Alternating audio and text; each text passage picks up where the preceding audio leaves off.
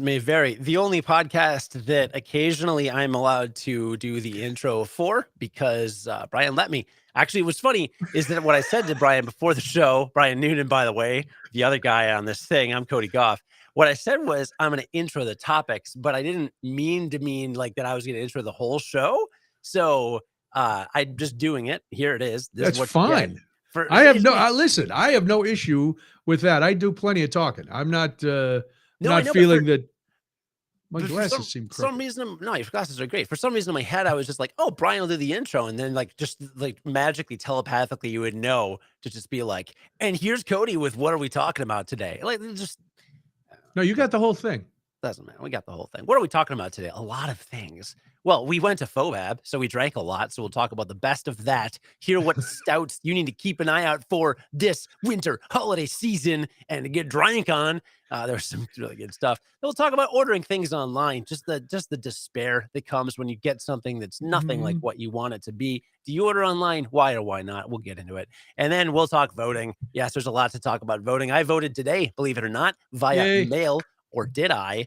Did I contribute to massive election fraud? Did I ruin democracy with what I did with my actions? Something went awry, and Brian has a lot to say about voting. It's much more serious than what I have to say about it. Maybe. We'll see. We'll wrap up a little bit of Clerks talk because I watched a couple movies recently, and we'll be watching another movie later this week. And if you've never seen any of the Clerks movies, Kevin Smith fan, you'll want to stay tuned. But also, you'll want to stay tuned to hear maybe at some point why today is the saddest day of the year for Brian, which maybe we'll get to in the 5-minute check-in, which we'll start with right now. 5 second? What is it? 1 minute? What is it? What do we decide? 2 minute? 1 minute check-in? 1 minute? I don't know. Craig very upset now. Listen, Craig, we have Craig wondering why we are setting the table. We are doing a professional podcast. We're upgrading. We're moving along. We're getting things going. Any comments? Where are the comments? They're in the chat. Where's my thing? Oh, there's tabs. Oh, moving what the to hell the next is this? topic. That's we got to move on. This is your fault, Craig. You were one of the people that told Brian the show could be better, and here we are. Yeah, Craig, you said the show could be better, so we were trying to make it better. Now you're botching it up. You're throwing a monkey wrench in. No. I knew got the one episode. Now we have not talked politics on this show for how many months? It's got to be 6-8 months. We haven't no politics. But now the night before the election, we're going to talk a little politics, and that's what Craig is listening. Okay. So I was actually giving my son a bath, and my wife went to go teach yoga, and I was cold, and I literally grabbed the closest sweater that I could find, and it happened to be a Bernie hoodie. And it's from 2016. All right, it's a very comfortable, very nice hoodie. So that's incidental. And we never said we're talking politics. We're talking voting. Totally different. No, we are talking voting. We are but voting is politics, and politics is voting, and all that. But we'll get to so the quick check-in. Today is the saddest day of the year for me because it is the day that I winterized the backyard. I put away all the furniture on the deck, covered everything up, rolled up the rugs on the deck, took all the stuff down in the yard, and now I looked out in the backyard tonight. It is just a blank, desolate hellscape. Just sad, and now I know that winter is here, plus the fact that it was dark at 4 o'clock, and I thought I should be in bed already. It's just horrible. So yeah, so there's no health minute this week. Everything is the same as last week. But it's all the same. I'm almost dead, and that's that. I did have a conversation with Debbie about life insurance the other day, and I had a very It's a Wonderful Life moment. I, Cody, am worth more dead than alive. Well, who is? And if I have an accidental death, she really cashes in. Wow. Yeah. So, not that I'm hoping for that or anything. I'm just saying, something happens and it looks like an accident. Look into Debbie first. I got to get into that life insurance. Did you buy a Powerball tonight? $1.9 billion on the line. Well, it's not. The drawing's not tonight, right? Yes, the drawing is tonight. Wait, shut up. I thought it was. The drawing is tonight.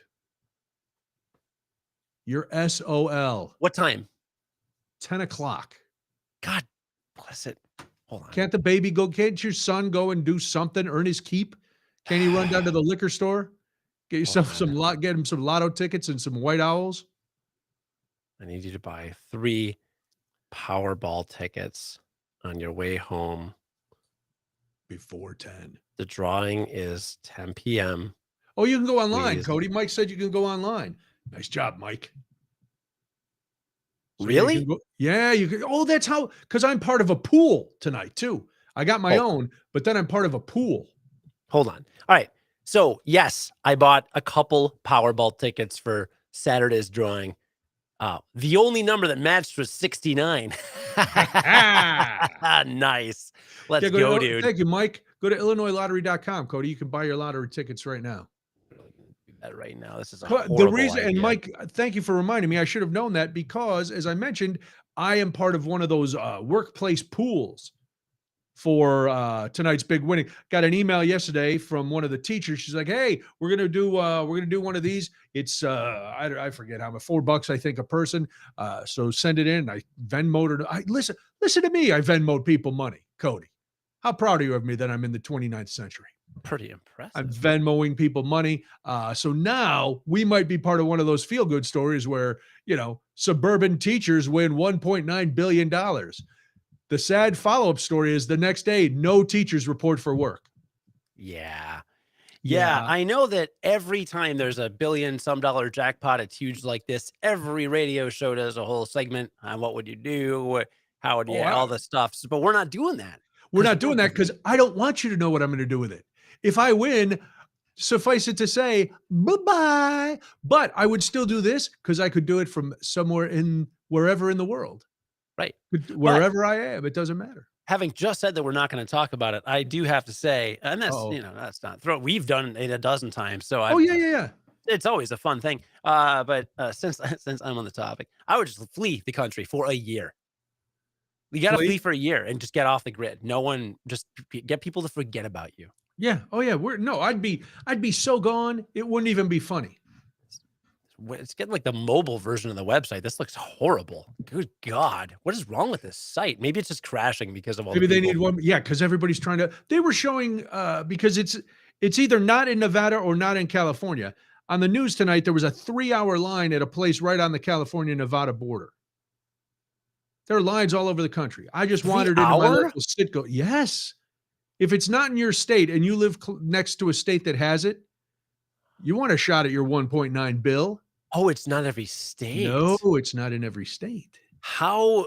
All right. Well, the website's literally just totally garbage. I Well, can't even. hope Maybe that there's your an wife app, hope that your wife reads your texts. dude. Yeah. Otherwise, how am I going to waste $6? I told her to get 3 tickets. Otherwise, how am I going to waste $6 that I will never see again and will not match a single number? Actually, we guessed number. Craig is buying his lottery tickets during the show. He's going to He's gonna update us win. when Yeah. he's done. Hey, we should do a pool. Craig and I should do a 2-person pool during the show.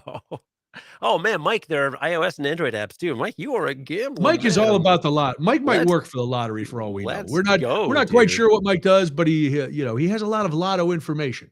I'm a fan. Oh, he has a lot of A information. lot of information. See, very nice, Cody. Do you have anything for the check-in?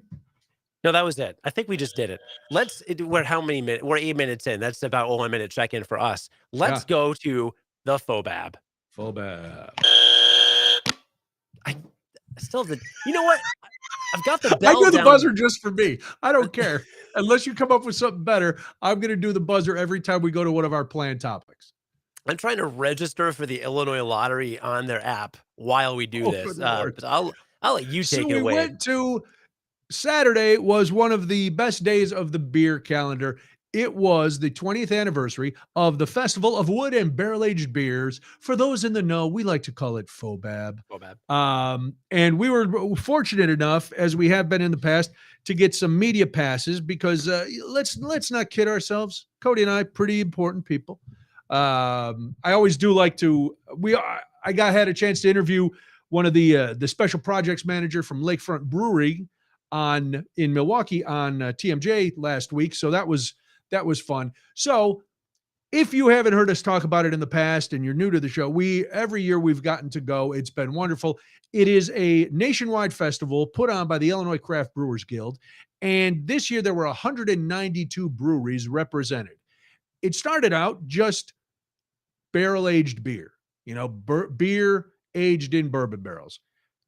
over the last 20 years, barrel aging has evolved in the industry. So now people are aging everything from beers to lagers to ciders to barley wines to wheat wines, all sorts of sours. They're doing them in bourbon barrels, different kind of whiskey barrels, gin barrels, tequila barrels, Merlot barrels, any kind of barrel.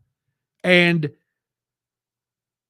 the beer goes in or the liquid goes in and it pulls some of the spirit flavor from the wood in the barrel and they let it age and then it becomes crazy strong. And, you've heard of all kinds of barrel aged stuff. Probably the oldest one is Goose Island, but now just about every brewer worth their salt has a barrel aging program. Here in Chicago, tons and tons of great barrel aged beer. The big ones, Goose and Revolution, but there are every brewery has a barrel aging program, and most of them do a very good job. So we get to go, and this is the best part. We get to go in an hour early. That's key. I don't need a lot of perks. Early entry for me is the best perk of all, especially when the winds are howling at about 60 miles an hour. And Dr. and Mrs. Cody drove us down there because she was coming into the city. So she was kind enough to pick me up because they dropped their son here. Nobody was here but the dogs, but he survived, which was nice. We get there, the line, an hour before they open the doors, the line is already around the Credit One Pavilion, used to be the UIC Pavilion, used to be something, right at UIC. So we stroll right in through another door because we're big shots. Get our laminate that says media, and we immediately start going to town. Mm-hmm. Now I'm in the booth, and I take a moment to thank you, Cody, because Cody was very considerate of the fact that I was hobbled a bit. Now I was moving pretty good, except for going down to the main floor because there's no banister. Like a lot of arenas have a banister down the middle of the aisle. This Credit One Arena doesn't. So going down was a little tough. But Cody found where there was an elevator, which gave us a little backstage access too.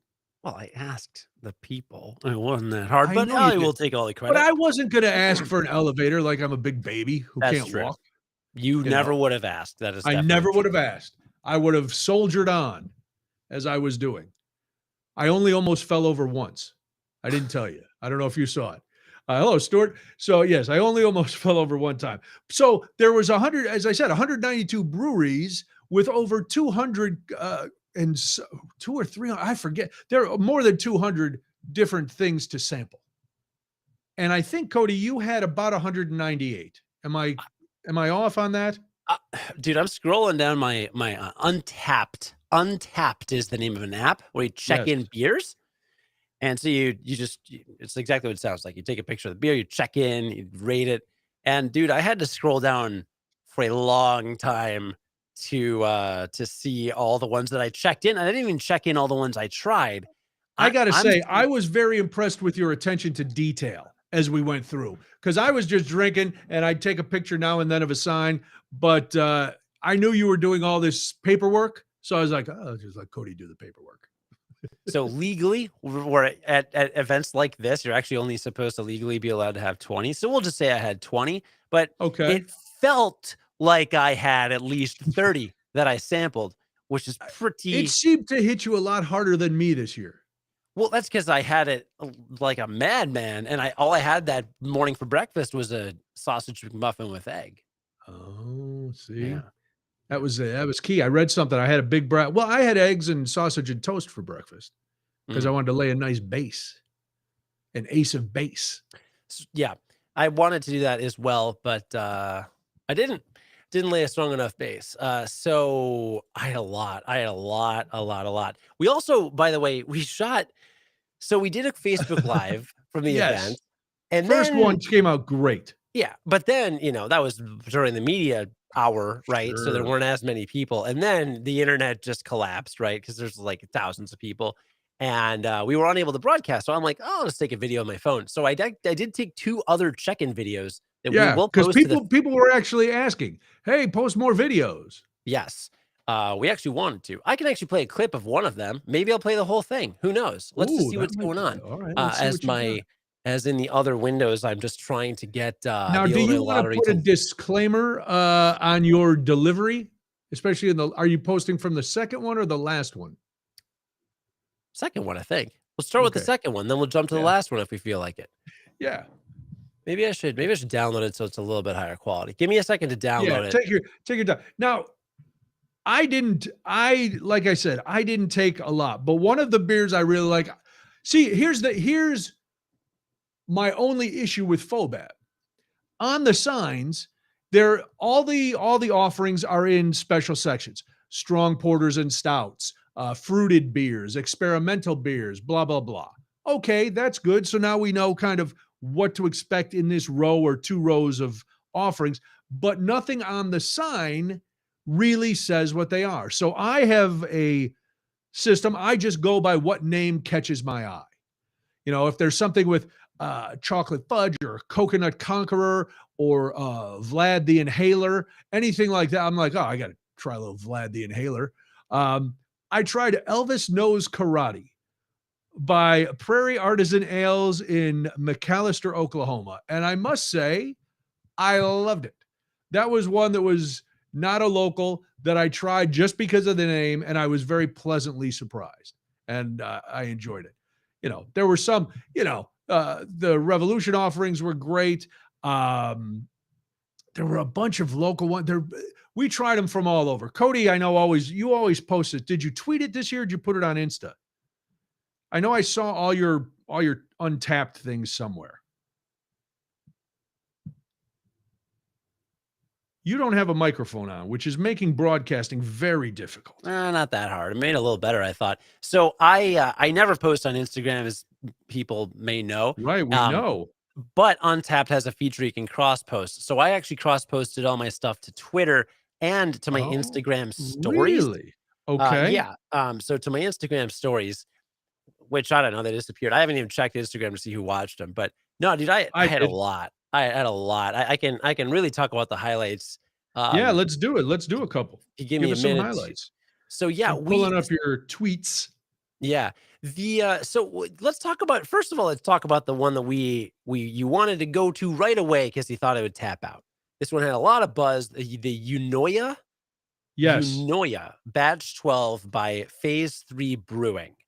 This was, and you've heard us talk about, or you've heard me talk about Phase 3 before, because they do the bushels of apples, the collaboration with Affy Tapple. They make a lot of really good beer. Yeah. Yeah. It's but it was I mean, there was a line even when it was just media and there was no line anywhere. There were like 15 people in line to get it. So they were just pouring it. You thought you were like, it's totally worth the wait. Everybody else said it was worth the wait. For me, I was very surprised. Great taste, very flavorful. For me, the consistency was actually too like buttery smooth. The consistency just didn't quite. And I'm a consistency guy, right? If there's a little too much carbonation, I freak out. If there's not enough, I freak out. So to me, it's a little buttery. So I give it 4 out of 5. Still excellent. Still recommend. But not the highlight for me, but definitely worth checking out. Yeah, that was a good one. You and I like when you and I agreed on a lot, but then we disagree on a lot, and I like we disagree too, and that's always fun trying to get your gauge on things. Like this first beer, you have a different texture thing than I do, but it's all valid, right? I guess. What about Vlad versus Zombie versus Shark? Did I have that? That was inhaled. I'm looking at your tweets. That one said it was too chocolatey, tasty, not a complicated flavor profile. Too chocolatey. Yeah. And so I'll just kind of go down the list. Media Noche by Weldworks Brewing Company. Weldworks Brewing Company out of Greeley, Colorado. Phenomenal. Yes, I remember that one being very, very good. Excellent beer. Just a nice balance of everything. Tranquil by Riverlands Brewing Company out of St. Charles, 14.5% ABV. Excuse me. It was actually at the same table where they were serving Revolution Thundertaker. And my comment was, this is like Revolution caliber of a beer. And that's a high praise because I'm obsessed with their Deepwood series. So Tranquil by Riverlands Brewing Company. Check that out, particularly if you're in the St. Charles area. That one was okay. That one was okay. The Vlad versus Zombie I thought was pretty solid. There were a lot of like 4 stars, 3 to 4 stars, but I don't want to focus on the big ones. If you're in Big Lake, Minnesota, I don't know where that is, but it's somewhere it's one of the 10,000 lakes up there. Yeah, it's Lupulin Brewing Company in Big Lake, Minnesota. They have a Barrel God Cuvée 2021-22 blend, and that was probably one of my top years of the whole thing. It's an Imperial Stout blend of 5 different barrels. It's got 31-month Wild Turkey Bourbon, 24-month Woodford Reserve, 24-month Four Roses, 13-month Appleton Estate Rum, and 12-month Buffalo Trace Bourbon, all mixed together for a 14% ABV treat. So Cuvée, Barrel God to Cuvée, Big Lake, Minnesota, Lupulin Brewing Company. Yeah. Oh, and then a really fun one, the Sticky Flannel by Cross Strain Brewing. Remember that one? Oh, yeah, that was at the same table.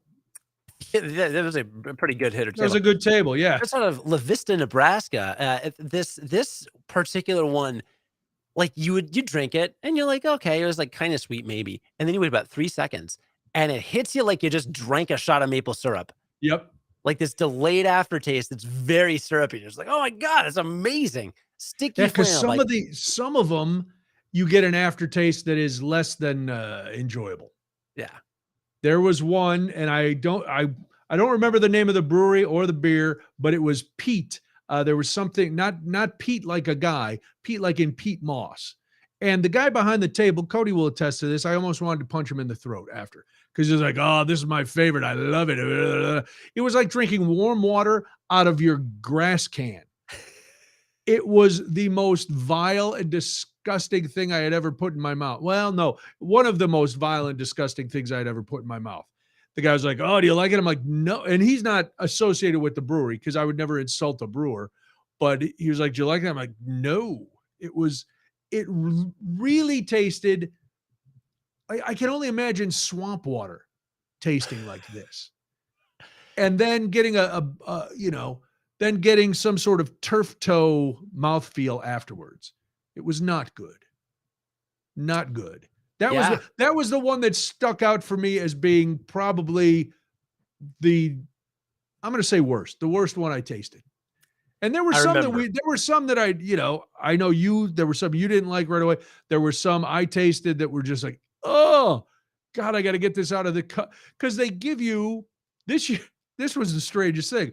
Usually you get a little sample glass. It's about this big, holds a couple ounces. This year they gave you a coffee mug, a glass coffee mug with the big logo on it. Maybe the logo wouldn't have fit on the little glass, but then and that's fine. They just poured just a tiny little bit at the bottom, just enough to cover up the bottom. And even that amount for some of these, some of it is like, oh man, this is not enough. I need to have this again. Others, it was like, oh God, this is way too much. I can't stomach this swill. But not too many. And I'm not going to call out the breweries that I didn't care for. But what about the top 2? Let me first. You got a couple more you want to run through? You want to do a quick clip? Yeah, if you got a clip, let's have a little clip. This is after we'd been there, I think an hour and a half or 2 hours. Yeah. This was the first video. Can you see that? I think you got to pull it up. Yeah, I'll bring it up. Hold on. And then I got to make sure the audio plays. I don't know if the audio is going to play for you. Well, let's find out. Hold on. Let's try. Let us know if this plays audio. This was after a very attractive woman thought we were trying to take a selfie and offered to take one. And we went, oh no, we're doing something. And she's like, okay. Like we snubbed her. And I was like, oh no, was she hitting on me? She might have been. That was nice. That was very nice of her. You can hear this? Well, it's not playing. Oh. No, I can't hear it. Can't hear it? Let's try this one more time. Hold on. We don't really do this a lot. How do I stop sharing? Oh, there we go. Here we go. There we are. Yeah, you got to click share system audio. There's no way to do it after you start sharing. No, I do. All right, now we're good. Now you can pull it up. All right. And this is me. This is us after the first bit. Nope, still can't hear it.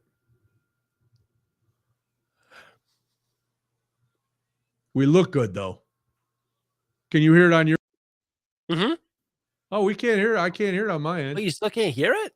No. Why would I lie about that? All right. Yeah, man. I don't know what you're up to. This is what I have to do. What do you Now have it to will do? definitely play. And if it doesn't, what? You get that? No. Well, I guess we're not going to play a clip of the. Yeah. Nice try, though. Eric's Was in it? Maine watching us. It's 75 degrees. All the leaf peepers are gone due to the leaves are down. Oh, Yeah. enjoy your 75 because on Thursday, is it Thursday? Friday, the temperature, the bottom is falling out. So you will get that probably on Saturday, Eric. Winter is coming. So relax. Yeah. That was a nice try, beers. though, Cody. It was a Thank good you. try. What were your? It was a terrible try. What were your top beers? I said the Elvis one, Thundertaker. I didn't take a lot of pictures this year. Usually I take a whole bunch and I'm going through and I'm taking.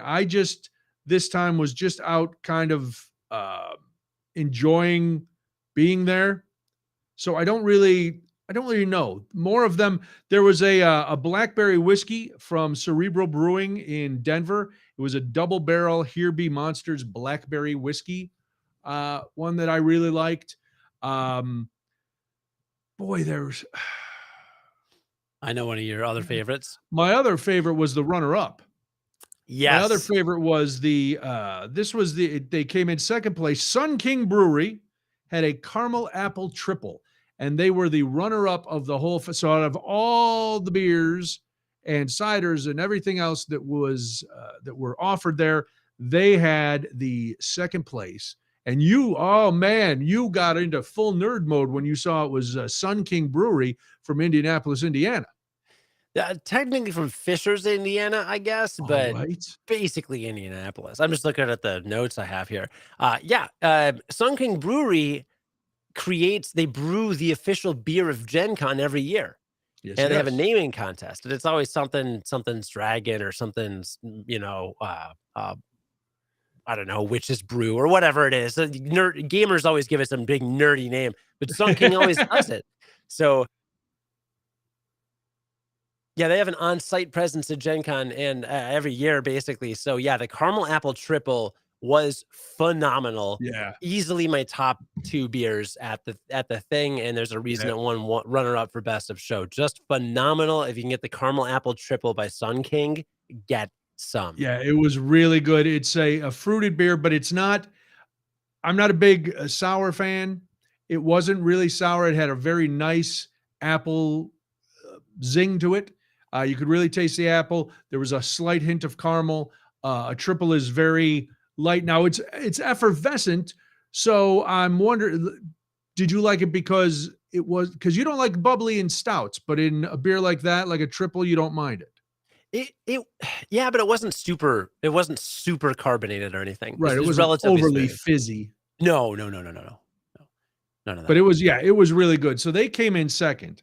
Yeah. And then unfortunately we were not able to get the winner because it had tapped out very, very early. And the winner was Duck Goes or Goose, but it was a Goza from the Lost Abbey in San Marcos, California.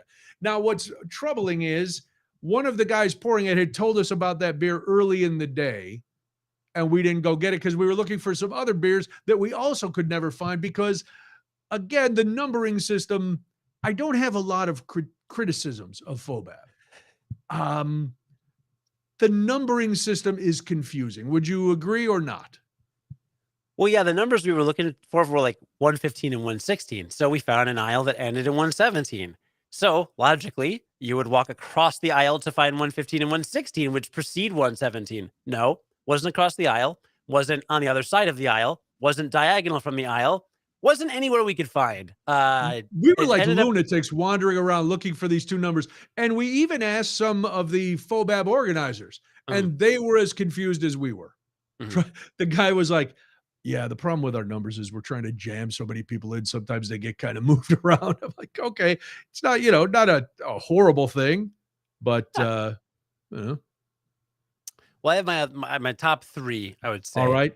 And my runners up would actually be I have a couple of runners up from out of state. One is Grow Old With You by Verboten Brewing and Barrel Project. That's out of Loveland, Colorado. So you I see that. remember that one. Yeah, just a nice balanced stout. I just put good balanced beer, sweet and excellent. And another out of state one was from Bottle Logic Brewing in Anaheim, California.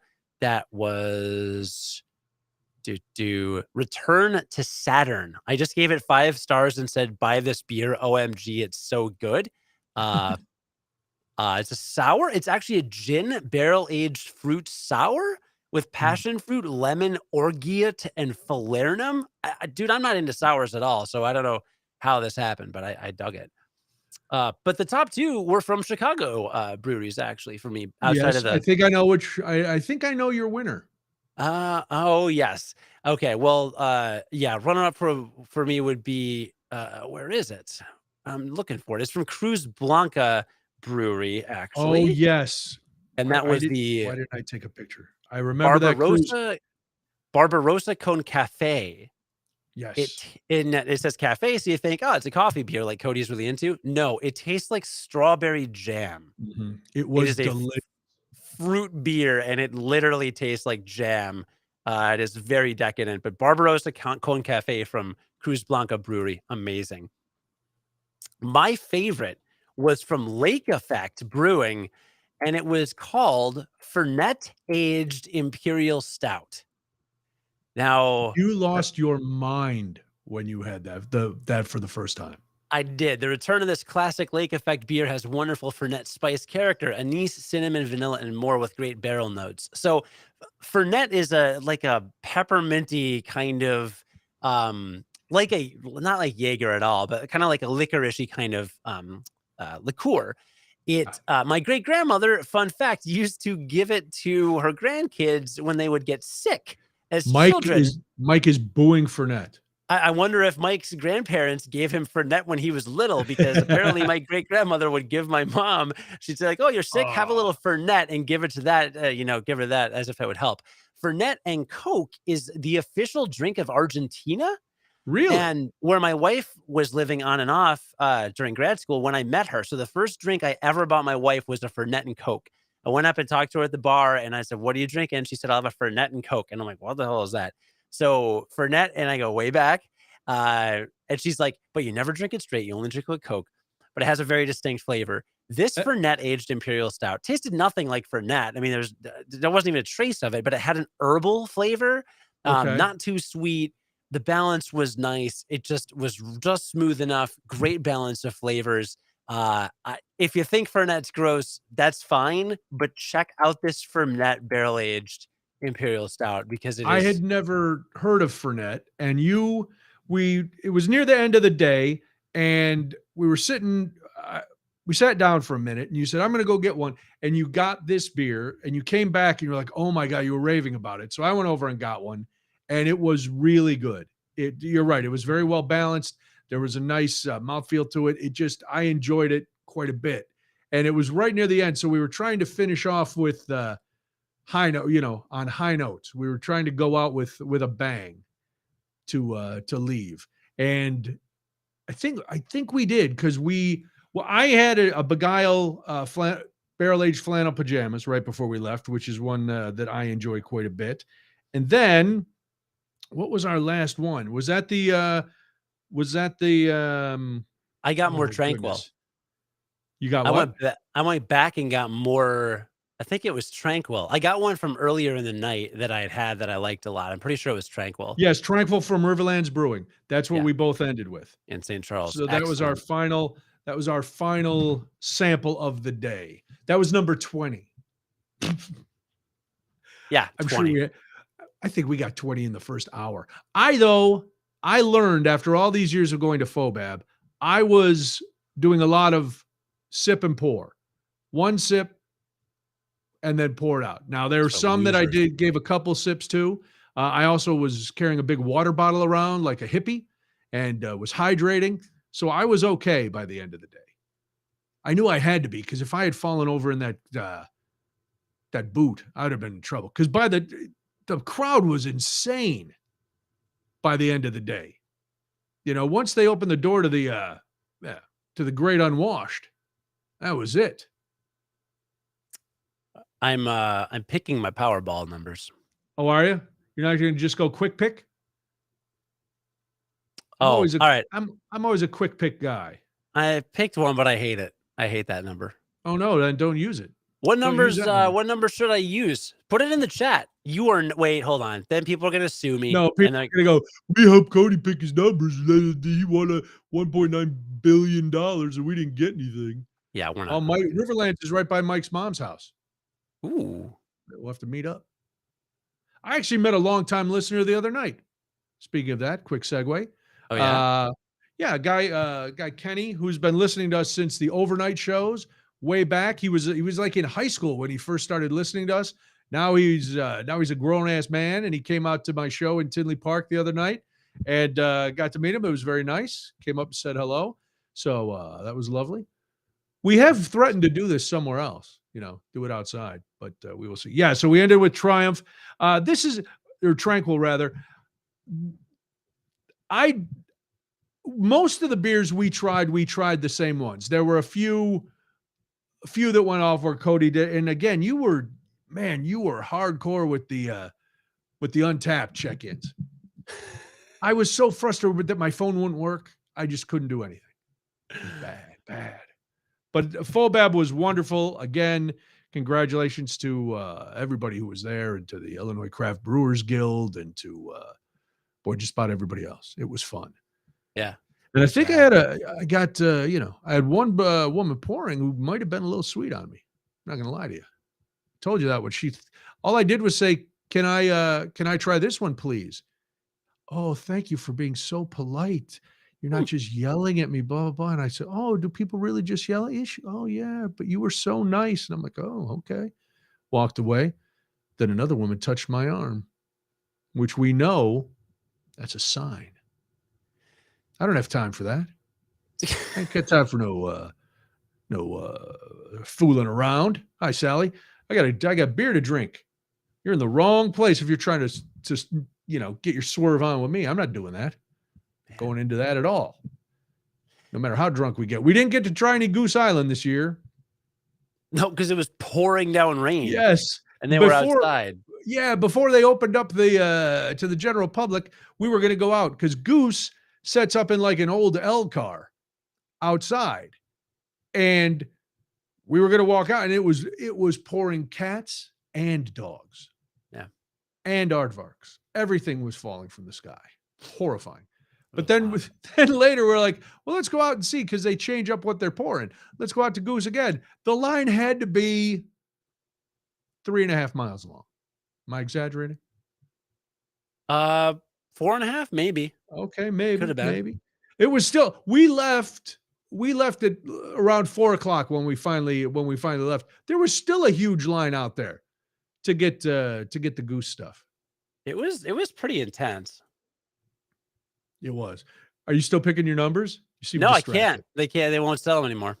What do you mean? Says you can't buy them. You know why?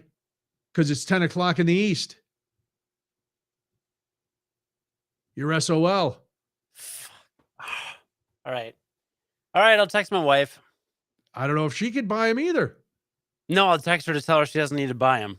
I want her to stop by a 7-Eleven and be like, man, that's no good. You're going to be so jealous when I disappear. So they just drew it then. I don't know. I think maybe. Well, because unless it's drawn at 10:00 Central. I don't know how that works. The replay recently okay. All right. Let me look at this website. All right. Well, yeah. November 5th. That was Saturday. So they haven't drawn them yet. Yeah. But the website says jackpot pending, draw close November 9th, 9 p.m., which is 2 days from now. Oh, no goo, Cody. Oh, man. Let's see. What does it say? Why am I upset? Because you wanted to win. There's no chance Hold on. I would have. 10:59 p.m. Eastern. That's 9:59. So the drawing hasn't happened yet. Wait, well, it says jackpot pending, and they won't let me buy it. They just Well, say then draw you closed. then have your lovely bride run into a convenience store, some sketchy convenience store. Unless they stop the drawing an hour, selling tickets an hour before the drawing. That wouldn't make any sense. But I'm looking right at Powerball.com. Next drawing, November 7th, 10:59 p.m. Eastern Standard Time. All right. I tried to buy. I'm telling my wife. This is riveting to the people listening to the podcast later. It's riveting to people only because they're going to say, remember right before they won the Powerball, they were picking their numbers on the air. Craig has not come back. According to the internet, say 59 minutes before the drawing. They stopped selling tickets 59 minutes before the drawing? That doesn't make any sense. When's the drawing? So the drawing is in 42 minutes? Yeah. Oh, then 42 minutes. Well, I'm out of luck. You could be out of luck. I keep messaging my wife, go, don't go, don't go, don't go. Just tell her to go. How hard is it to run into a 7-Eleven even if she's pregnant? It's literally a waste of $6. Like there's no chance. Spend 10. What? If it's a waste of 6, spend 10. It's a waste of money. It's a literal waste of money. I am not going to win any money if I buy a Powerball ticket. I'm not. Yes. Is it? I am. Are you sure? Not going to win the Powerball if you I wouldn't buy win your $6 back. You don't think? I would absolutely. I think there were 6 $150,000 winners in Illinois the other night. Well, they're not me, and they never will be. Well, they couldn't be you because you didn't play. Or did you play the other night? What? Did you play the other day? Did you play in Saturdays? Yeah, and I'm at 69, and that doesn't get you anything. I thought you were killing. I thought from you were the lottery. You know what I'm saying? Yeah, 69 is one of the numbers from the other night. I know. This is what I'm saying. I picked 69. Right. But actually, I quick picked 69. My head wasn't in the gutter. Yeah. Anything else about the FOBAB? No, the worst thing about this is that I now the Illinois Lottery has $10 because I had to deposit. Here's what happened. I went to check out. Oh, you went to the Illinois Lottery website? You should have gone to the Powerball website. Why? Because it's Powerball. It's not the Illinois Lottery. But you can buy a Powerball ticket through the Illinois Lottery. Well, they're screwing you over, buddy. I don't know what to tell you. This doesn't make any sense. Well, never mind. Or maybe you can't play through the Powerball.com. I don't know. This is why I go to a gas station in the middle of the day and get my tickets. Brian, if you could buy from the Powerball website, then there wouldn't be 3-hour lines at Borders to get in, right? The only reason I can play at the Illinois Lottery website is because I have to verify that I'm a resident of the state of Illinois, right? You're right. So if I'm in Nebraska and they don't sell it in Nebraska, for example, I think they do, then I couldn't go to the You're right. Okay. Never mind. I'm wrong, but I have a ticket. All right, I'm going to gamble later. I have a bunch of tickets. We have 9 tickets at the school. You all enjoy this. No. But I'm good. I kind of have half an entry because I may or may have gotten a text from someone saying, how do you have half an entry? Well, because somebody said, how many tickets for a 2-person pool? And I replied, and I made a joke, but now if that person wins, that text basically means. Did Craig try to get in a pool with just you? I'm not gonna. That son of a. I can't reveal. Brian, if I say any identity of anyone on this show, then you then get a third of my cut with whomever. If he just went in with you, man, you better hope I don't win it all by myself. No one actually went in with me, but I can be an insane person and just sue and hope for like $1 million handout. Wow, this is the dumbest. No one's going to win this. No one's going to win this. Going to win. No one watching or watching this show or listening to this podcast or on the show right now. None of us are going to win anything. Man, I don't mean to be a downer. Anything? You're saying anything? Anything. I would bet what if I win $4? I will bet you $6 that you will not win $4. Now Roger's exempt from this because for some reason I feel like if somebody won, it would be Roger for some reason. Probably. I don't know why. Probably. But other than I don't know why either. Other than Roger, who probably Oh, didn't even Roger bought play. his at a lottery machine at Jewel. I never use those machines, those store machines.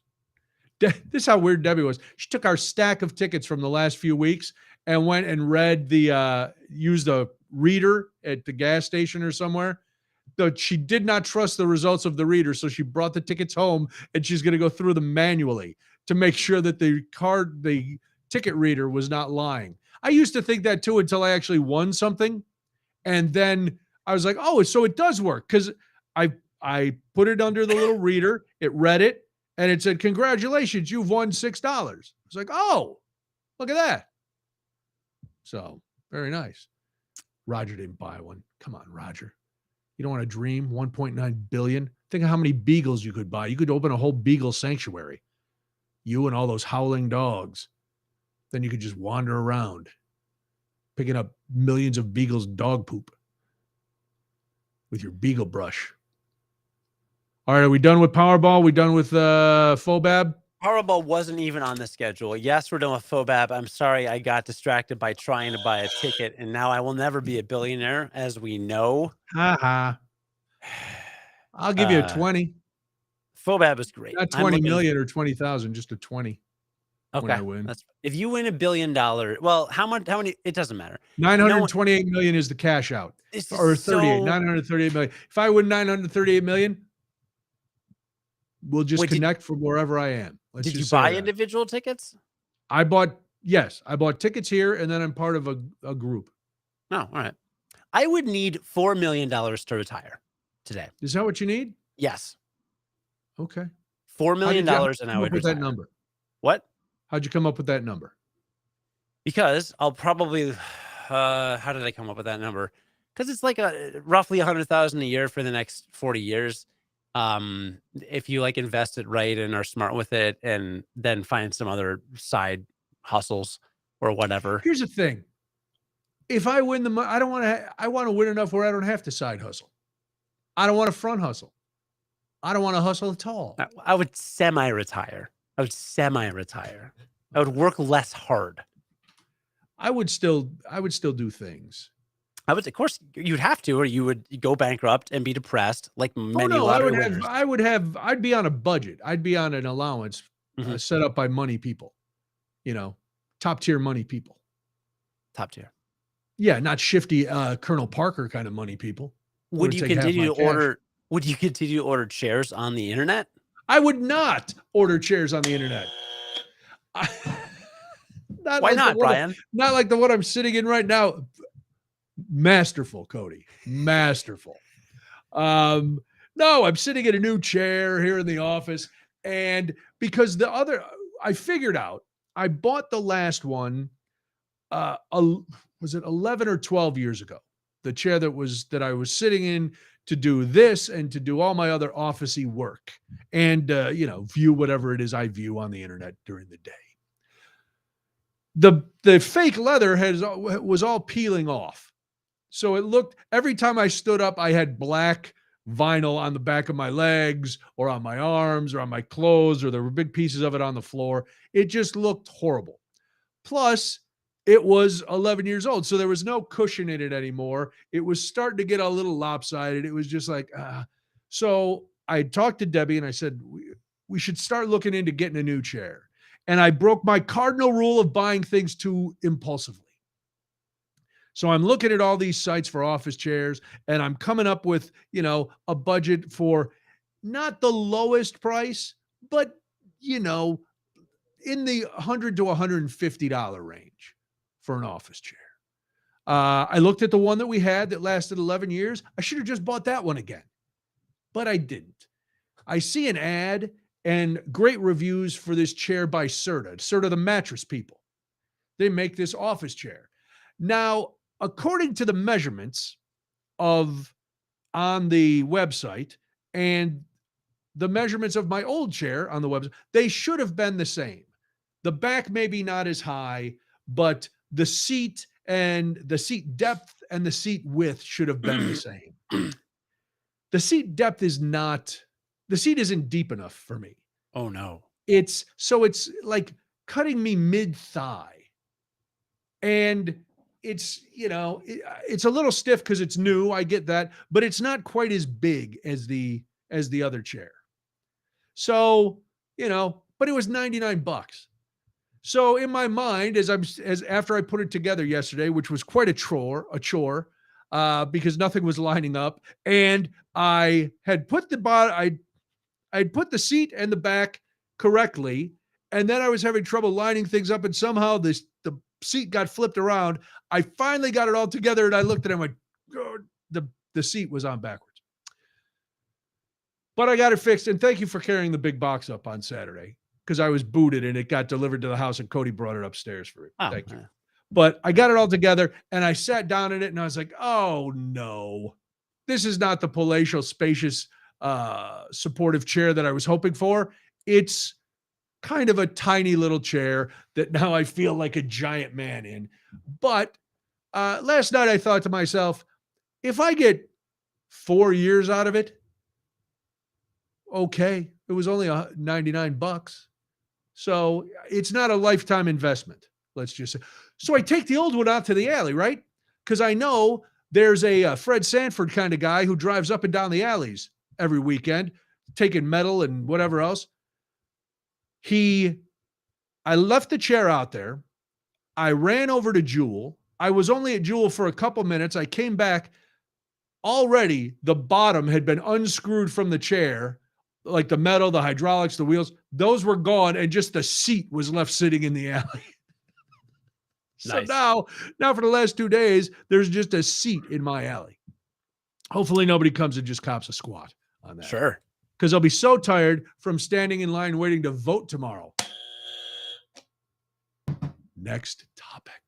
Wow, that went quickly. Did you like that one? It's like, pardon the interruption. No, We just move on. I was going to say we could talk more about ordering stuff online. Oh, yes, let's do that. No. Here's the thing. Because this was something we talked about. No. We talked. What is that face? That was a weird face. I make a lot of weird face. Most of my face generally is weird. Yes, Roger. They put a big arrows pointing toward the front. Like I said, it was lined up correctly the first time. I was having so much trouble with the screws, it must have gotten flipped around at some point. But it's fine now. It's the right way. I never buy furniture online. Never. I broke my rule this time, and this is what I get. Do you get when you order stuff online, don't you? Yeah, I order my office desk from Amazon, and it's worked out okay. It turns out having an L-shaped desk in the L that I have it doesn't make any sense. Because I have the L, but it's in the corner, but it's sitting away from the window, and I face out at the window.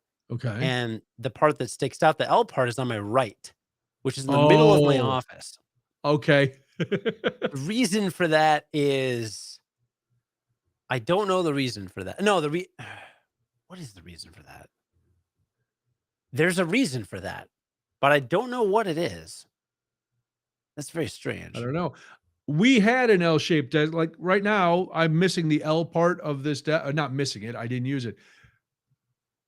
In the house that the furniture was originally in, it was a perfect L. The L part, the long part, was along the wall, as you would imagine it should be. At our last house, I tried to put it all in there, and I ended up like you do, where the L came out in the middle of the room. So it was almost like a divider. It was almost like the wall. It was like Trump had come over and built this to keep undocumented people away from my computer. They could not cross the wall. So yeah, that's kind of what I had. And are you not happy with that setup? No, it's stupid. I have a whole desk project I'll save for a future podcast. But yeah, I don't order. I mean, we've talked about this last week. Most of the stuff I have is hand-me-downs or I buy used. So not a whole lot of online ordering of the furniture variety. Yes. My wife did get our the dressers in our bedroom offline, and it's a nice set. I like it. Okay. And she got like a daybed kind of chaise lounge kind of couch thing for her library, which she's very happy with. Ordered from the same place. Okay. So a couple things, but. Well, you pointed out the table. You saw the table that I bemoaned last week. you sat at the table, and I wasn't going to say anything, and you at one point just blurted out, "This is the table." Uh, Yeah, it's the table. it was a nice table. It is a nice table. I I got had no dinner issues with it. at Brian's new used table. It is very nice. I New know it was an used ordeal. table. I know it was an ordeal to get, but it's a nice table. It Really looked nice nice, table. yeah. Well, your son was here. While we had to wrap up Fobab, that was part of the reason we got to go to Fobab, was because your wife was working and your son came here and hung out with Debbie. So we all got to have dinner together. It was very nice. Very nice. Very nice. Excellent. And he was hilarious as usual. He was totally hilarious. I'm glad you got to see him at his best before he committed voter fraud. Yeah, he is going to be dropping mailbox. He's watching 2,000 Mules. I know that. I know that documentary is screening at your house nonstop. Well, I know you have a lot to say about voting, but I got to tell you, I got to fess up. I might go to federal prison for this, Brian. What happened? Well, I was filling out my mail-in ballot today. Okay, that's already corrupt. Oh, for sure. No, for sure. So that's why I'm going to go to federal prison, because I was good. Mail in my. So my wife brought it to the post office. We dropped it in the thing, so it's getting mailed, and I'm not sure the validity of that can be really just verified anywhere. But more importantly, my son was playing with some magic markers. Oh no. While I was filling out the ballot, and I'm on my phone, I'm Googling the candidates to, read 3 sentences about each one to decide whether I like them or not. Refreshing myself for the 12th time in my adult life what a comptroller does. Sure, they control things. They pay for things. Yes, they do. They handle all the money. Well, they write the checks. I think the treasurer handles the money. Yeah. In yeah, they actually said they pay the bills. You were right. They pay the bills, right? Pay the bills. So I was doing that, and suddenly, next thing I know, look over, and there's a bunch of green scribbles.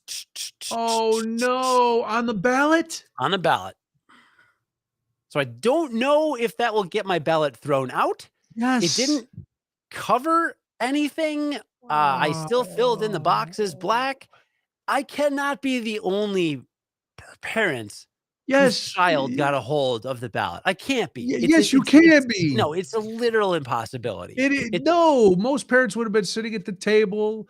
I was at my coffee maybe table. do it when the children were taking a nap. Yeah, after the child goes to bed. There is a 0 chance that I'm the only parent that has a couple green scribbles on his mail-in ballot. So I don't know. I guess so I don't count. You actually mailed yours at the post office. I did, and I don't know if I any longer count as a real member of society able to participate in democracy because my child had a magic marker. Well, you still have the sticker, right? What is that? The I voted sticker. No.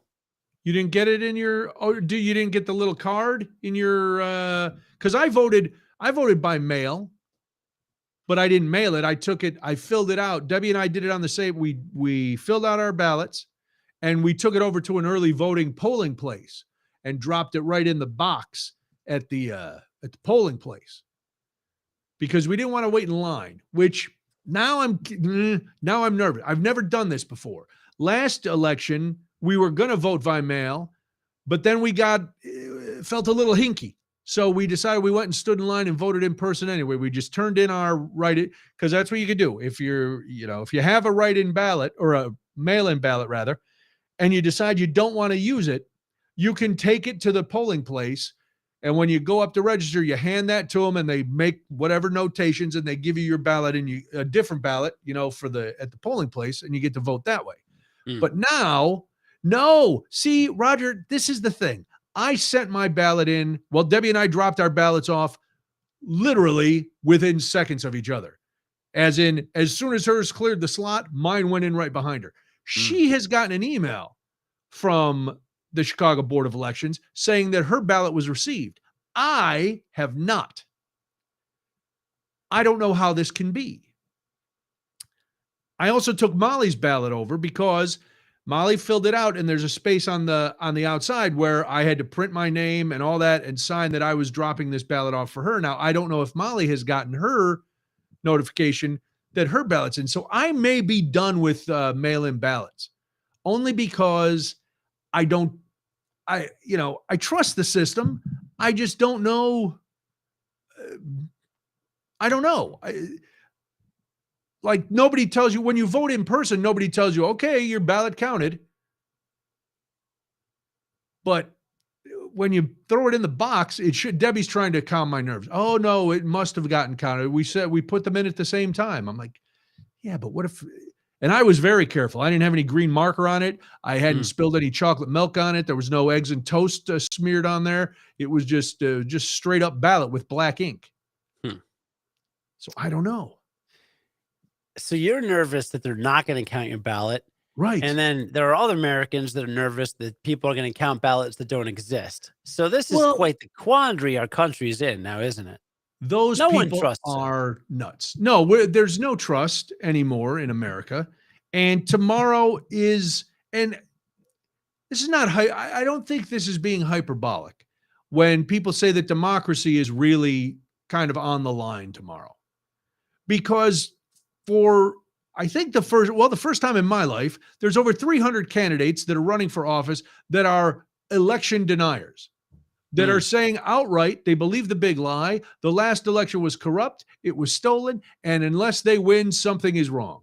So that kind of sets up, a situation where every election is going to be called into question if the people, if these people don't win. So I don't know, are the Democrats going to start doing that? Where if they lose tomorrow, they're going to say that the election was stolen too. Now, I don't want to rehash all of the last election, but many, many states doing a lot of recounts, over 60 court cases thrown out or overturned. Nothing is going to be, was proven. There was no election fraud. And yet we've got people running for the Senate, the House, state Senate, state houses, governors, secretary of states, county chairman, all the way up and down the election line who are saying, the last one was stolen. And the guy running for secretary of state in Wisconsin said, if I win, Republicans will never lose another election in Wisconsin.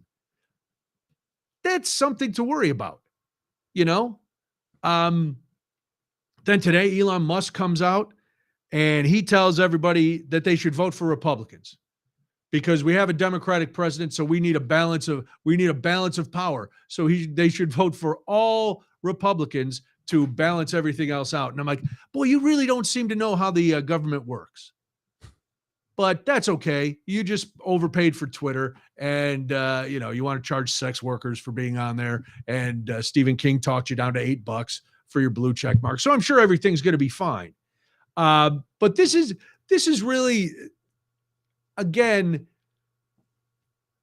I don't know what is going to happen after tomorrow. I'm really nervous. I've never been like, we were all kind of, oh man, I hope Trump doesn't win it, or not all, but I was that way. Now I'm really worried what could happen to this country. And I saw it. Now, I don't know if you watch Bill Maher. You ever watch Real Time with Bill Maher? I do. I like Bill Maher, but I disagree with him about as much as I agree with him. So I'm not a Bill Maher cuck, as the right likes to say. I'm not a simp for Real Time. But I watched the other night, and at the end of the show, he does these new rules, right? And the last one, his last new rule is always kind of a monologue. And this was a 7-minute monologue that was titled Democracy's Deathbed. And he goes through, it's kind of a cautionary tale and almost a funeral for democracy. And I posted it on my regular Facebook page and I tweeted it out too. So if you want to watch it, go ahead. I'm not going to argue about it.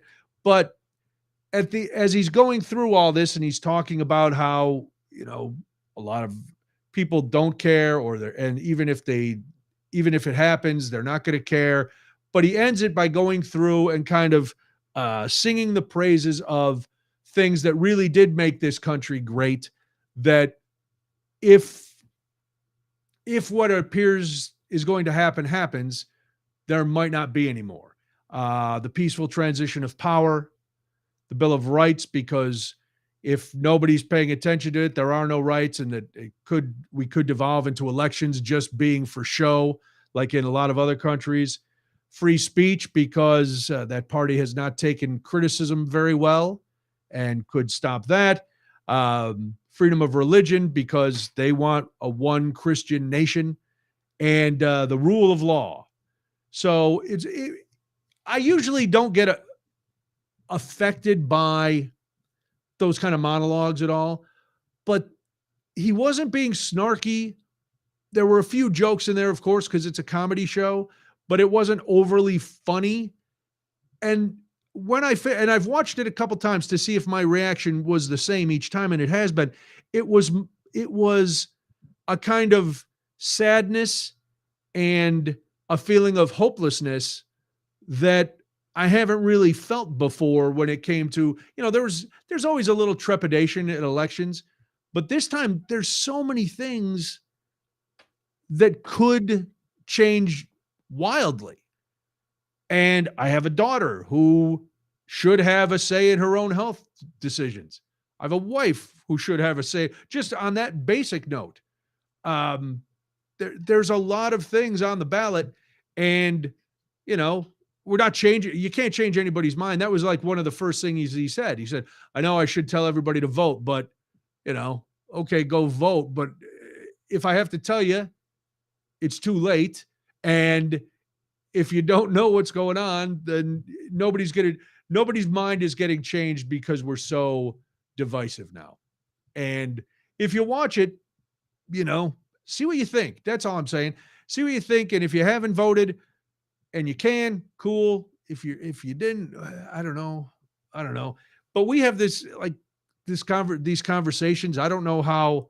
I asked Debbie, how do you feel about women who are voting for candidates that are willing to take away their rights? It'd be like if somebody's in the LGBTQ community and they're voting for candidates that want to limit their rights or set their rights back. Or if you're a parent of a gay or a lesbian or a trans person, and you go, well, I've got to vote for these people, even though, well, I know what they're going to do, what could happen to my son's rights and, my trans kids' rights.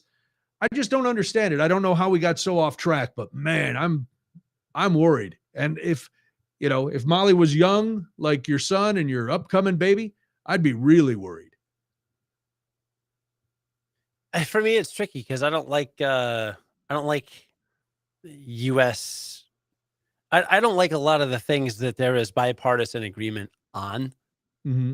And that makes it hard for me to participate. And a lot of people say that when people participate less, typically the Republicans win or something like that.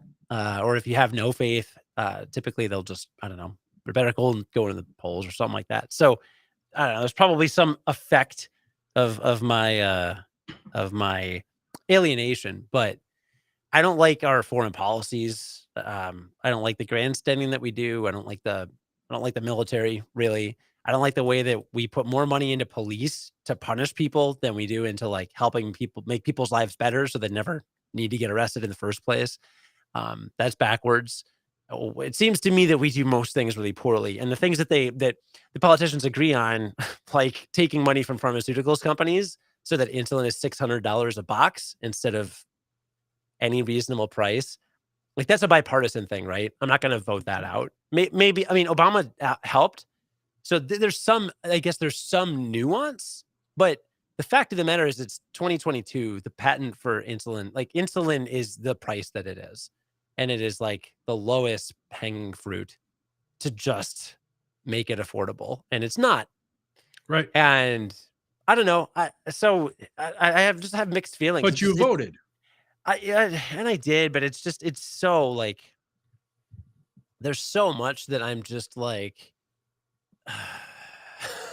well, yeah, I didn't vote because this is a paradise that we live in, yeah. But I voted to try to protect this system that people have fought and died and worked for, and seems to be a better system than a lot of them around the world.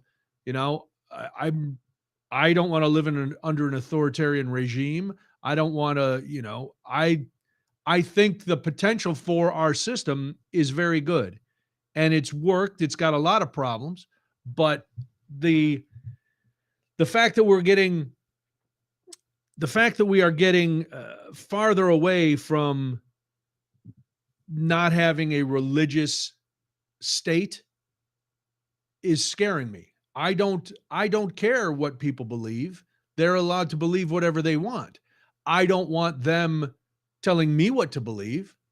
I don't believe that they should be involved in a lot of personal decisions, but I don't want to go back, you Yeah. know? No, no, that's fair. I think my problem, and this is my problem, is that I see things are so bad. Part of me is like, how much, like, first of all, it already is awful. Like, Yes. you talk about like the freedom and the honesty, but like Mike said in the chat, gerrymandering, Yeah. gerrymandering.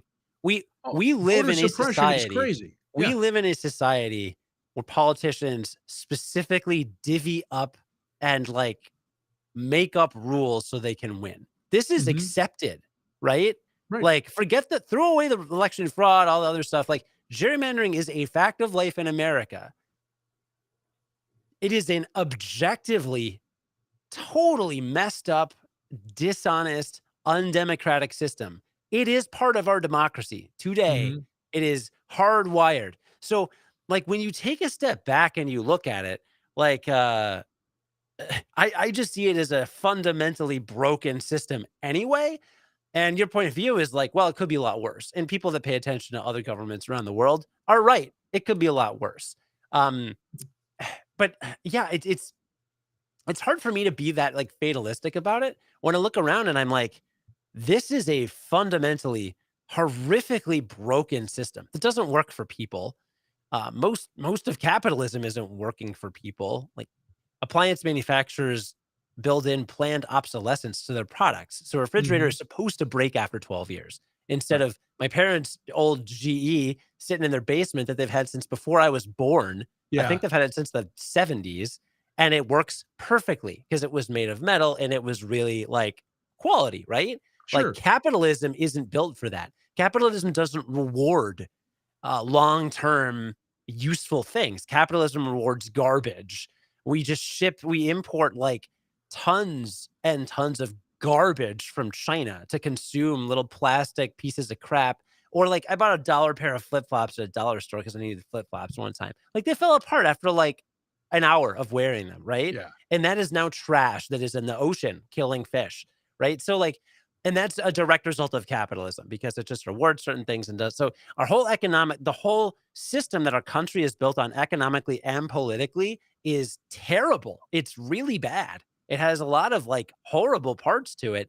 And yeah, there's some upside, but essentially, like, you live in America, you're kind of playing the lottery every day when you're born, right? It's just like, Right. am I born into an upper middle class family, or am I going to work 3 jobs for the rest of my life and only live paycheck to paycheck because I'm busting my ass to make money for rich people, right? Like, and this sounds really cynical. I know I'm getting really dark, but like, I just see how horrendously broken it already is, including our democratic system with gerrymandering and like lobbyists that stack decks and billionaires like Pritzker, and then the other guy that walked in and spent like what $2 billion or whatever on campaign stuff, which nobody could ever realistically campaign with. Like, it's already broken. It's already so broken. So, no, I don't want it to get worse, and you're right, I guess it could. We could be in some religious authoritarian fundamentalist regime or something, but I just, man, we are so far down the totem pole already. It's just like, I can't panic about it because we're not going, if all these people get voted in and they're like, "Oh, integrity of elections will cancel mail-in." There's a bunch of states where mailing in is illegal anyway. There's states, Wisconsin removed what, like, how many ballot boxes Yeah. so that you had to drive hours to get there. Like, Well, this was eh, yeah, and that was part of it's the whole voter suppression thing it's from last time. I feel like, honestly, And Brian, I think times. I think you missed the boat. I think we're already screwed. I really do. I do too. I think our democracy is already in shambles. And I you can't convince me that really anything is going to be a tremendous step in the wrong direction compared to how bad it already is. it is, it is, it's just broken. That's just where I'm at. Sorry, Well, I'm I'm not frustrated. going to argue that point because I agree. Yeah. I just don't like. I don't understand how this works. I don't understand how we've gotten to the point in this country where, the one thing we had going for us was at least, at the very bottom line, if people won the election, they got in office, whatever it was, And yes, there was always problems with elections. There have been, all kinds of from the gerrymandering to voter IDs and all kinds of things. But now you've got people actually running who are saying that elections don't work, and yet if they win, the elections work. If they lose, it's going to be more. They're saying already that it looks like Georgia is going to be in for weeks and weeks of a runoff election because they have a rule where there's 3 candidates and the winner has to get more than 50%. So if somebody doesn't get 50% or 51%, then they have to do a runoff. There's a lot, but I don't get it. So no election from here on out, unless a Republican wins, is going to be valid.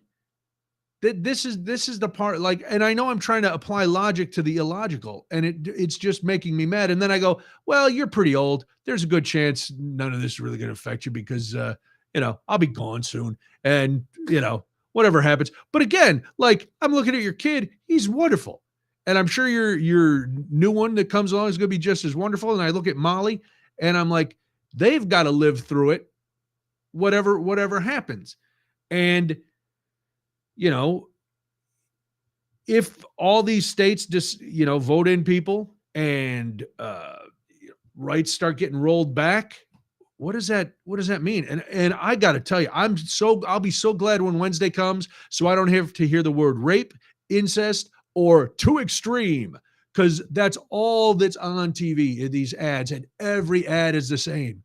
Every Democratic ad is saying, attacking the Republican candidates for backing the repeal of Roe. And even in the cases of rape and incest, they're too extreme. And then the Republicans are going, well, these extreme policies are leading you to be murdered in the streets and blah, blah, blah. And it's like, shut up. This is the problem.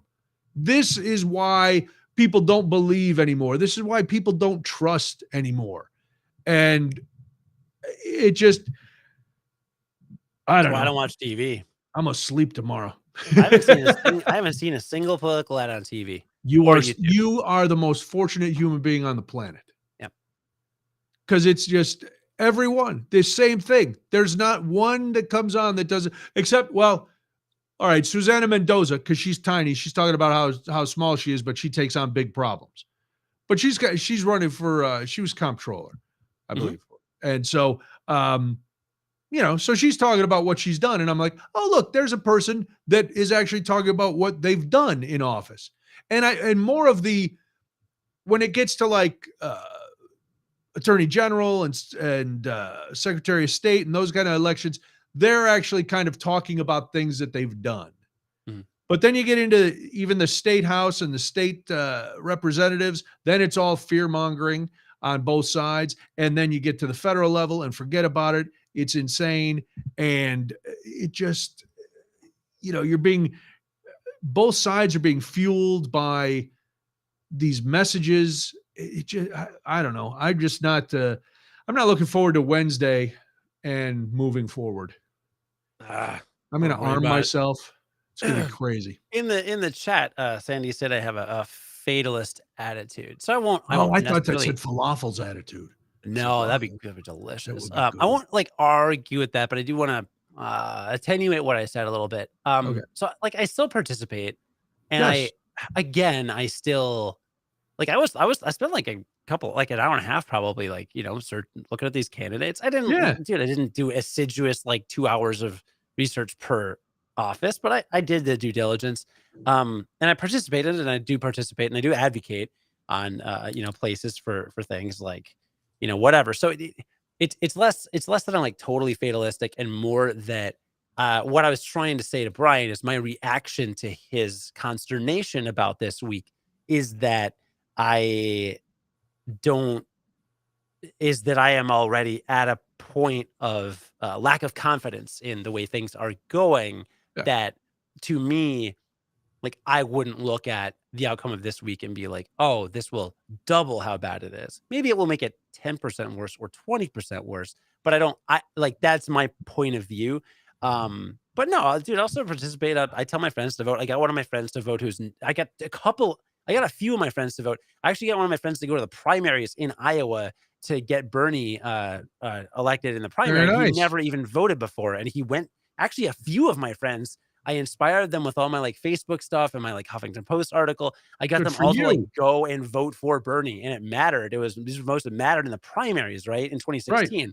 So, yeah, I'm not like an activist, but I would say that I'm active enough on top of my deep Yeah, no, cynicism I don't think and you're fatalist. I think you're more of a yeah, yeah. realist, and I I'm just think, and pointed in the country generally. yes, and that's fine. Yeah, If I can quote Michael McDermott, please. dissent is not disloyalty. You can be unhappy with how things are going. You can rail against policies that you find unjust. That doesn't mean you're like, screw this country, I'm getting out of here. It's, hey man, we got to fix this. Mhm. And you see it in Iran now with the women who are rising up and the young people, and you see it here with young people getting more involved. There were lines at somebody I saw tweet out, they say young people don't vote. The line at UW-Madison was blocks and blocks long of students wanting to vote. So that's where it's going to come. That's where the change is going to come. Old men like me, we've had our time, and we've screwed things up. We got to get young people in there, and then you can change it. But you can't, if you don't complain and if you don't look at things and say this needs to be fixed, nothing gets fixed. So I see you more as a realist, whereas I'm kind of resigned to the fact that things are going to get worse because I've done what I can, but you kind of see that, yeah, yeah, Mike, but listen, I'm closer to Congress than I am to college. So we'll put it that way. I don't know if that's true. But you're of the age, no, that's probably, yeah, you're probably right. No, you're probably, as I'm thinking of, there's some young Congress people, but not a lot. But you're of the age where you still can see that there could be a fix to some of these problems if people paid enough attention. If people cared enough to try to fix them, they could be fixed. But you also see that based on the track record, a lot of people don't give a rat's ass. And so it's going to stay that way. They're there to enrich themselves and enrich their companies and line their pockets. And so, it's hard not to go, oh yeah, this is wonderful. No, because it's not all wonderful. But I don't want a president for life. I don't want, I don't want somebody coming in and one party now saying, well, we're in now and we're never leaving. That's not the way to get anything done. Because if that's the case, outside of the places that will always vote Democratic, you're not going to have checks and balances. You won't have a balance of power. You will have one group that controls the whole thing, and their agenda is the only agenda that gets done. Where here, that happens for a while, but then the power shifts and some other things get done. If it's one party ruling the show forever, you might as well kiss any kind of social programs and all that stuff goodbye. So that's why I'm worried about tomorrow. Well, and on that happy note, I hope that no, there's another topic. What's the other topic? Hold on. Clark. What was it? Another thing. What do you got? What do you got? You got any more voter stuff? There's a button on the voting thing.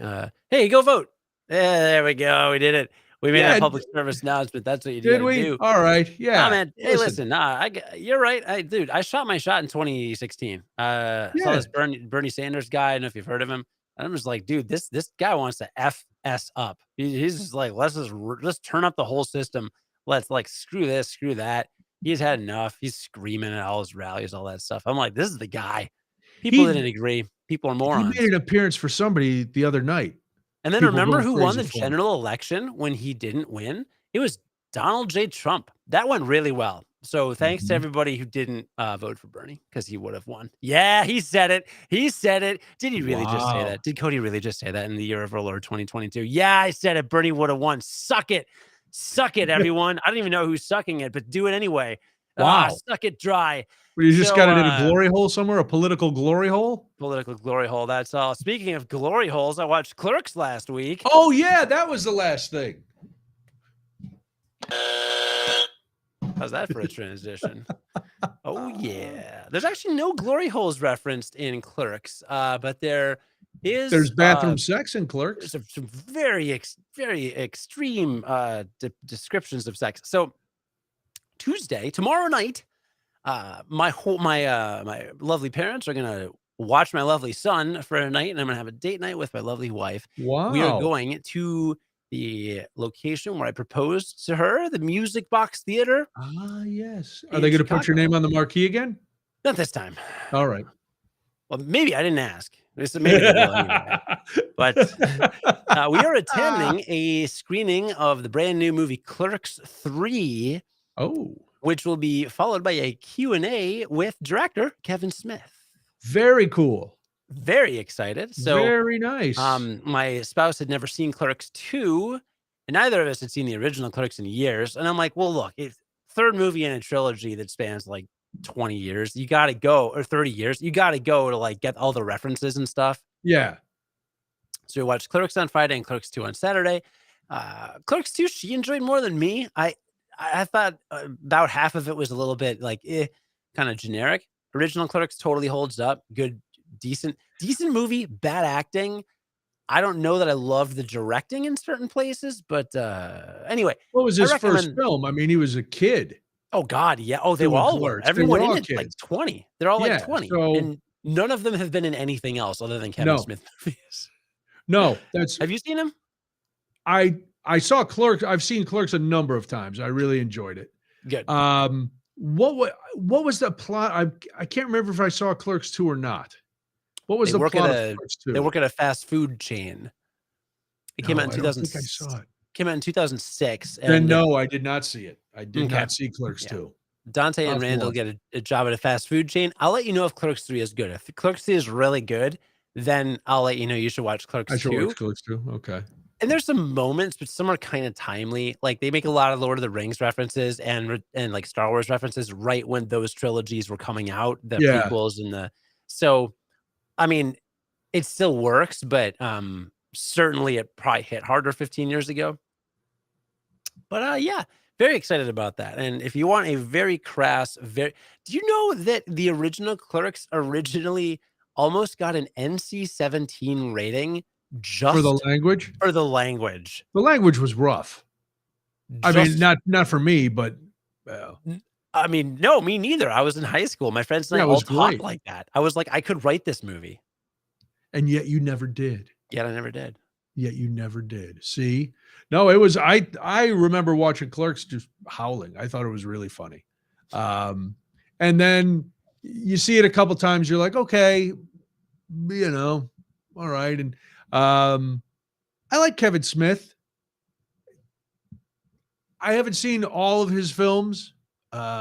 Chasing Amy was pretty good with Ben Affleck and Joey Lauren Thomas, I think her name is. And then Mallrats I saw. What was the one? Was it Jay and Silent Bob Save Christmas? Back? No. Strike Back. Strike Back, yeah. Have you seen Dogma? Yes, I saw Dogma. Dogma, I think, is a tremendous movie. So yeah, it'll be interesting. I can't wait to get your report on how he looks. I mean, he had the heart attack, then he lost all that weight, and but he still wears like his old clothes.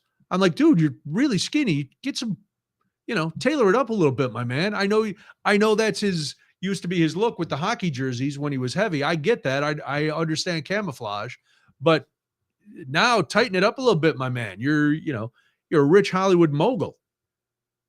You don't have to wear a suit that's 8 sizes too big, David Byrne. I just This want to is not catch him your after. wonderful house. I just want to catch him after the show and smoke a J with him. I think that'd be Oh, hilarious. yeah. Get all high at the music box. Make your overly pregnant wife drive home. That's Dude, irresponsible. if I was smoking a J with Kevin Smith, I think she would happily drive me home. All right. So you didn't watch Rosemary's Baby. That was on the agenda for last time. We'll get back to Polanski later. We're on a timeline for this movie because we got the show tomorrow. So the music hotbox got him, Mike. Mike with the home run. Let's go, dude. Very nice, Mike. Mike always a valuable contributor. Always coming in with the lines. Always got something going on. All right. Well, anything else? No, we're at 90 minutes. Actually, I have something to plug at the end of this episode. Plug time. Go ahead. Tomorrow, I am releasing an episode of Game Life Balance US. What? Where? How can this be? Go to gamelifebalance.us or just search for Game Life Balance US on your favorite podcast app. I promise you, I can almost guarantee you will not enjoy it.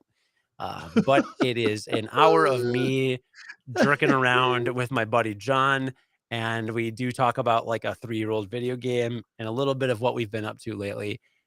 It's not as good as this show. I just do it for me. But some people in the past have enjoyed it. The last one, Roger, was July 2019. So It has been 3 years and 4 months. And there are other episodes that have been recorded. The plan is to release bi-weekly, at least until the end of the year. And we'll see how that goes. Wow. Very exciting. Yeah. Game Life Balance US. Yeah. If you want to hear how remind everybody why you had to have Game Life Balance, why you had to add the US. We rebranded the show. We were originally Unqualified Gamers, and then I wanted to rebrand because we were getting older. And I'm like, well, we talk about like balancing our hobbies with our lifestyle activities, but like, so what's a good name? And we literally brainstormed names for weeks, and the only one we liked was Game Life Balance. But there was already a podcast called that from Australia. Oh, so I look them up. Aussies.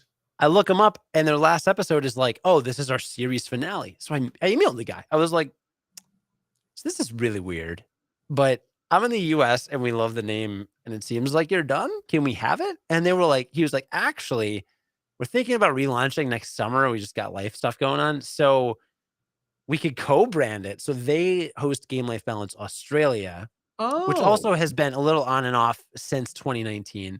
And then we were Game Life Balance US. So we have a sister show in Australia. We've done crossover episods. I was going to say, are you going to get together for a big live Game Life Balance hootenanny? Dude, he sent me a wedding present. When I got married, I bought him a couple video games on Steam online for Christmas a couple times. Like, we used to tweet at each other a lot more. We're still on Twitter together though. Like, it was really cool. Like, just that email exchange, and then suddenly you've got like I would visit him. Like, I would like if we go to Australia, I legitimately want to visit them. Like, it was a cool episode. This is like the reason the internet was like the good stuff about the internet, right? Like, connect with somebody you wouldn't normally connect with. Hard to find, but there are some good things. Cultural exchange, like made a friend, like got to know more about Australia certainly, and it was awesome. So anyway, we're back. Well, I'm hoping to see some armadillos this weekend as we say goodbye, because I am going down to Carbondale for SIU's final football. Oh, we've been waiting all night for the free Vert Girls chat to jump in. But I am, so I'm going down to Carbondale for the football game. And there have been a lot of posts up that a lot of armadillos in Southern Illinois. I thought armadillos were, only in the Southwest. However, that's not true. So I am looking forward to that. Somehow the chat has all gone away. Well, but that's okay. How the armadillos went. Actually, Mike said the site cannot be reached, gamelifebalanceus.com. So I no longer have that domain registered. The domain itself is gamelifebalance.us. There's no .com. Yeah. Gamelifebalance.us. .us. I used to own both. And in fact, they used to be a whole website, but I needed to consolidate things to cut. I was spending too much money on web hosting every year for a site I obviously didn't use for 3 years. So let's consolidate it now. Thank you for the ticker there at the bottom, Yeah, I'll Brian. throw a So ticker on there. gamelifebalance.us will redirect you to the anchor page where you can find all our episodes. And then the new one will be posted tomorrow, technically at like 2:01 a.m. Central, because that way, because of Pacific time, it'll appear as November 8th for all time zones. So very nice. because if it was like 1:00 a.m., then it would be the previous day in California. I like the ticker. It makes me feel like we're on CNET. Me too. It's good. It's very great. exciting, isn't it? All right. But I'm glad you called that out, though. Thank you, Mike. And I'll post more videos from Phobab this week. 2 more on the Facebook page. All right. Well, you opened it. You close it. My throat hurts, so no. All right. Thanks for listening. Thanks for being part of the program. As always, all the comments are always welcome. Don't forget, go to gamelifebalance.us. Hear Cody's new Game Life Balance podcast. I will be, I'll have something to plug next week, but tell your friends, tell your neighbors, tell your enemies, tell everybody, like, follow, whatever it is. But have a great week. We will talk to you again. Vote or don't. I'm not the boss of you, whatever. And remember, bye, Ernie would have won.